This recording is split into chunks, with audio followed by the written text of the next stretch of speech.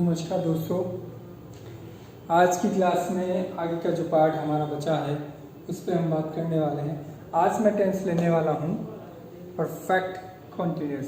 अभी तक जो हमने समझा है टेंसों की हेल्पिंग वर्ब कैसे बनती है, तो आज हम जानने वाले हैं परफेक्ट कॉन्टिन्यूस के बारे में।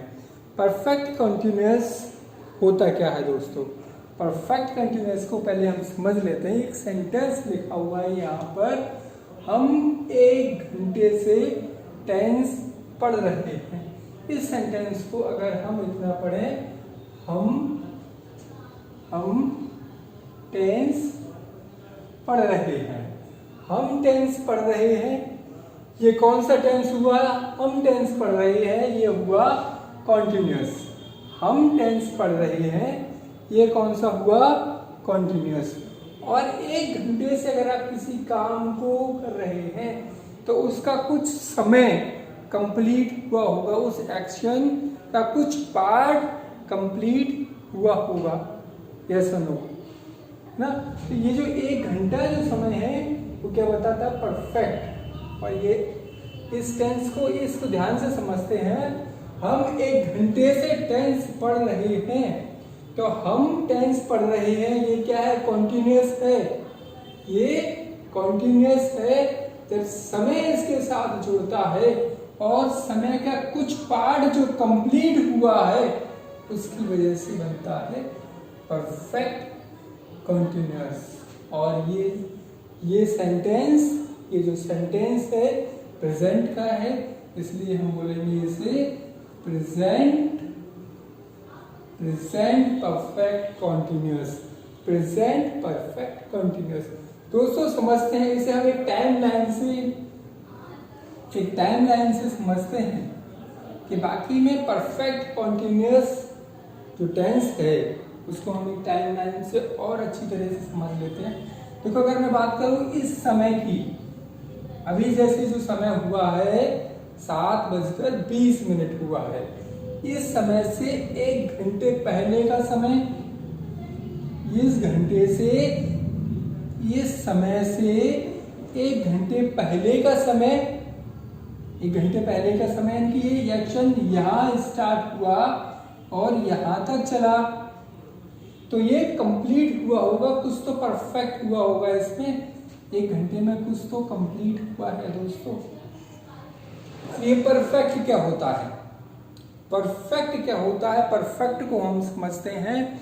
परफेक्ट वो है, जैसे मैं एक एग्जांपल से समझते हैं। मैं कहूँ मैं खाना खा चुका हूँ। मैं खाना खा चुका हूँ यानी कि खाना पहले कहाँ था? प्लेट में, अब कहाँ है? पेट में।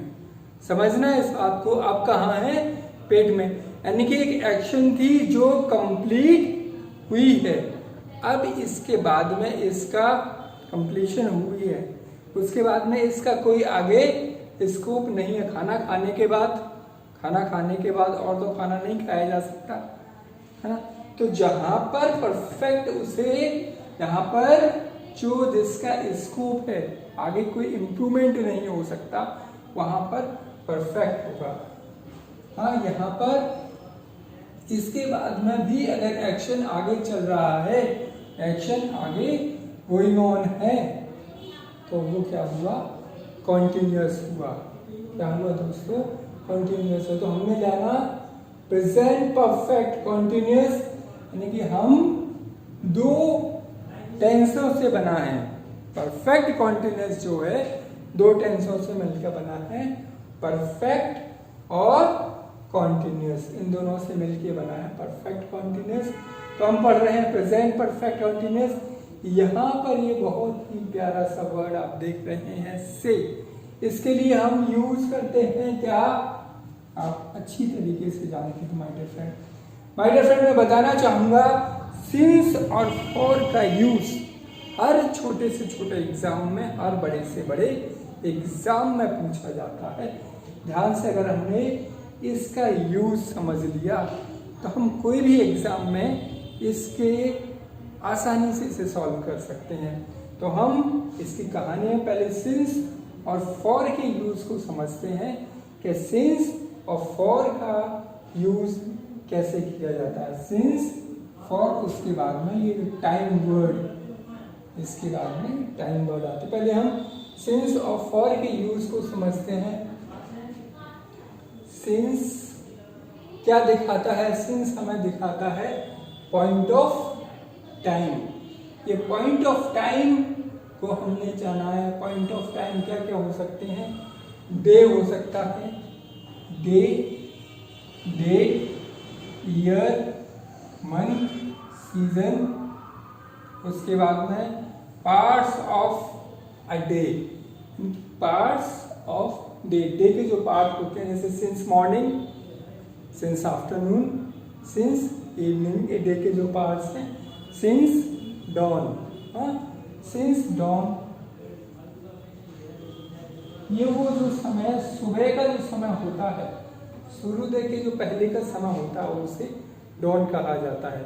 और सूर्य अस्त के समय को डस्क कहा जाता है। Stage of life, stages of life, since childhood, since adulthood, ये स्टेज यहाँ पर लाइफ की बताता है।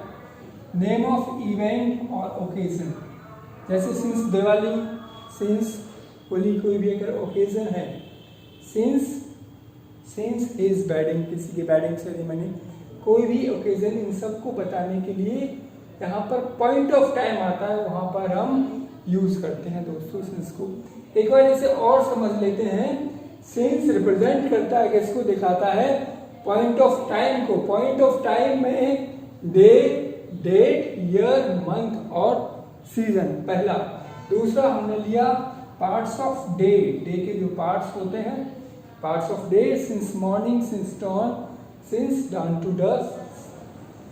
स्टेजेस ऑफ लाइफ, लाइफ की स्टेजेस जहां पर हुड शब्द जुड़ा होता है, childhood, adulthood. Name of event, जो कोई भी इवेंट है, कोई भी ओकेजन है, उसके लिए हम सिंस का यूज करते हैं। अब हम समझ लेते हैं दोस्तों फॉर का यूज। ये चीजें हमने बचपन से पढ़ी हुई है, ये चीजें हमने बचपन से पढ़ी हुई है, छोटे छोटे यूज, लेकिन इनके जो कंसेप्ट है हमारे माइंड में क्लियर नहीं बैठते। तो दोस्तों हम उन कंसेप्ट को समझने वाले हैं। इसे एक बार देखें, इसे कंसेप्ट, एक एक कंसेप्ट समझें। अगर इसमें कोई भी डाउट आता है, इसमें अगर आपको कोई भी डाउट आता है तो डिस्क्रिप्शन में मेरा नंबर दिया हुआ है, उस नंबर पे आप मुझे मैसेज कर सकते हैं। और मेरा Telegram channel English with Manav sir, उस पर आप अपना डाउट पोस्ट कर सकते हैं। आगे बढ़ते हैं दोस्तों, हम फॉर का यूज करते हैं period of time. Period of time, ये period of time indefinite duration है ना, इनडेफिनिट ड्यूरेशन, जहाँ पर कहा जाता है 2 आवर्स, 4 आवर्स, तो इस तरह का फॉर अ लॉन्ग टाइम एक इनडेफिनिट ड्यूरेशन होता है। उसके बाद जैसे न्यूमरल वर्ड्स टाइम के साथ दिया जाता है, वहाँ पर numeral words. Calculated time, calculated time क्या, कैलकुलेटेड टाइम क्या होता बताइएगा? कैलकुलेटेड टाइम होता for a century, for a century, इस तरह के टाइम को कैलकुलेटेड टाइम कहते हैं। न्यूमरल जहाँ पर ऐसे 2 आवर्स दिया है, 2 वीक्स दिया है, 3 डेज दिया है, तो उसके बाद में ये इस तरह का टाइम न्यूमरल टाइम होता है। इसे एक बार और समझ लेते हैं। फॉर का यूज किया जाता है पीरियड ऑफ टाइम के लिए, indefinite duration, numeral plus time word and calculated time के लिए। माय डियर फ्रेंड, अभी आपने जो कुछ समझा है, कुछ एग्जाम्पल्स और हैं, उन एग्जाम्पल्स से कुछ एग्जाम्पल्स आप लोगों के लिए दिए हुए हैं। इन एग्जाम्पल्स में यूज कीजिएगा। एग्जाम्पल्स आपके लिए दिए हुए हैं। इन एग्जाम्पल्स में अभी जो बाकी में हमने जाना है, यहाँ पर समझा है, उसको यूज कीजिएगा कि किस तरीके से अभी जो चीज़ समझ में आई है या नहीं आई है, उस चीज़ को समझना है कि सिंस का यूज कुछ एग्जाम्पल्स हैं, इस एग्जाम्पल्स में यूज कीजिएगा सिंस का, और फॉर का आपके लिए 2 मिनट का समय है, करिएगा फिर ऐसे आगे बढ़ते।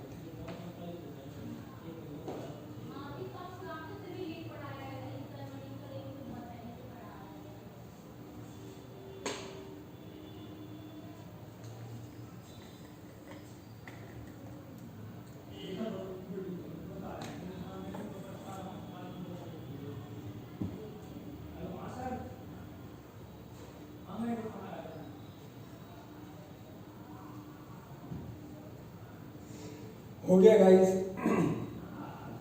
चलिएगा देखते हैं। लास्ट संडे इनमें से क्या चीज बता रहा है, एक पॉइंट ऑफ टाइम बता रहा है। लास्ट संडे एक पॉइंट ऑफ टाइम बता रहा है, इसलिए यहाँ पर क्या यूज होगा, since. She left the blaze, she left the blaze, ये क्या बता रहा है, शी लेफ्ट द ब्लेज, यानी कि वो एक ओकेजन रहा होगा जिस ओकेजन, जिस इवेंट पर उसने ब्लेज छोड़ा, यानी कि एक स्पेसिफिक टाइम होगा। यहां पर भी हम यूज करेंगे सिंस का। क्यों होगा, क्योंकि वो कोई ना कोई डेट होगी, कोई स्पेसिफिक डेट को वो वहां से गया होगा, गई होगी। यहाँ पर सिंस का यूज, बी मेड किसी भी दिन हम मिले होंगे, यहाँ पर भी हम सिंस का ही यूज करेंगे। 2 days and 4 night, या तो समझ में आ रहा है 2 days क्या है, ये न्यूमरल वर्ड है। जब भी हमें न्यूमरल वर्ड मिलेगा क्या यूज करने वाले हैं हम, फॉर का यूज करने वाले। न्यूमरल वर्ड के लिए क्या यूज करते हैं, फॉर का यूज करते हैं। ठीक, यहाँ पर 3 days after Holi numeral word है, यहाँ पर भी हम फॉर का यूज करने वाले हैं। माय डियर फ्रेंड, आप लोगों के लिए 2 चीजें अभी बाकी है, ये 2 आपको सॉल्व करने हैं। आपको इन दोनों का आंसर बताना है। आंसर बता के कहाँ से बताना है, आप मुझे मेरे Telegram channel English with Manav sir, इस पर ये आंसर दे सकते हैं। अभी हमने इतना ही जाना इस सिंस और फॉर का और एग्जाम्पल्स के साथ, क्योंकि ये टॉपिक इतना परफेक्ट कंटिन्यूस जितना बाकी के अभी तक जो हमने समझा है उसका उतना वेटेज नहीं है।